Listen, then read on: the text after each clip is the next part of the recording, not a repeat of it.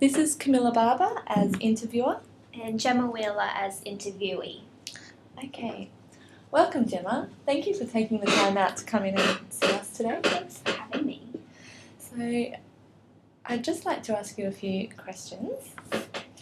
First of all, how was your relationship with co-workers in your previous workplace? It was great. I think I really make a point of building good relationships with co-workers because they'll be able to offer a different point of view and opinion. And open communication is something I love to utilise in my practice as it creates more possibilities for treatment. Yeah, absolutely. Okay, and can you tell me about a time when there was a conflict in the workplace and how did you manage that? No, I don't think there has been a conflict. I would say there have been disagreements, but everyone is so different and comes in from a different angle. I respect that people may not always arrive at the same conclusion, but that doesn't mean they're wrong. And in those situations, I follow my intuition and what I know to be right for myself and my client. Okay.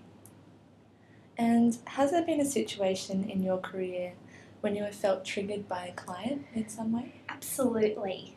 And it caught me off guard. It's quite bizarre. I think after the first time you've experienced it, you would have more of an idea how to deal with it. Yeah, absolutely. And how would you address emotions that arise for you in therapy? I guess you learn about this as you do your degree and sort of know what to expect, but it's something you must experience to know what to do, I think. Personally, the first time I felt a wave of emotion, it would move through my stomach and I just felt my face blush. Knowing this was something that couldn't be hidden, I immediately acknowledged that within myself and continued being with my client. When I got the chance, I had a drink of water and continued asking my client questions about herself. Although she probably would have noticed my blush, I think the fact I kept going and acted like nothing happened gave me an advantage and allowed me to continue being present with her. And it's not that I don't think it's important for myself to investigate what that situation brought up, but it was more important to take a mental note and recognise that this time was not about me. So I believe she would have still felt that the session was about her. Yeah, I agree. It's definitely a learned skill. Okay, and can you tell me what are some strengths that you could bring to our workplace? I'm able to empathise with people. Even growing up working in hospitality, I noticed a lot of people would confide in me. And later doing my degree, I learnt this was something lonely people would do. So it gave me a sense of contentment knowing that I could be that listening ear. Listening is something I'm very good at when it comes to people. As well as that, I have excellent work ethic, as my dad was a huge influence on me from his position in the Navy.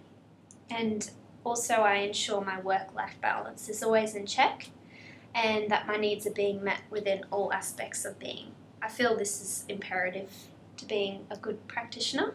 Yeah, definitely some skills that are very important in our workplace. So, what areas do you feel you could improve in? I would like to work on when clients become irritated for whatever reason. I seem to lose myself a bit and become a bit submissive. Although I can handle when they speak out, I would like to improve on being able to diffuse the situation rather than just copying it, so to speak. Mm-hmm. And what inspired you to become a health practitioner? Well, my whole life I've used natural therapies as I was born sensitive to pretty much everything. So the alternative route was a path I have travelled for a long time. Becoming a practitioner, I think, was influenced by the fact I made a lot of changes in my diet. I rediscovered my love for learning as I recognised the influence of healthy food and lifestyle, and suddenly I had a goal to further my education. I loved it when people would ask me for advice, so it brought me great joy to be able to convey my experiences to other people and to help them better themselves. It was like a light bulb went off in my head. And why is mindfulness important to you in your career as a health practitioner? I think mindfulness is an essential tool in this industry, especially in those times where you're triggered. Not only are you able to stay present, but I think you'll be all round happier as a person, as it helps deal with stress and many other emotions that may come up. And I think a calm practitioner will exude that positivity onto everyone who comes in contact. Okay, and one last quick question. How do you prevent work from imposing on your personal life? I like to stick to a routine. So every morning when I wake up, I make sure that I do some meditation and allow myself to disengage from work as soon as I come home, and make sure that all of my aspects, I suppose, are feeling fully satisfied, and just ensuring that I'm keeping myself happy as well. Great. Well, thank you so much for your time.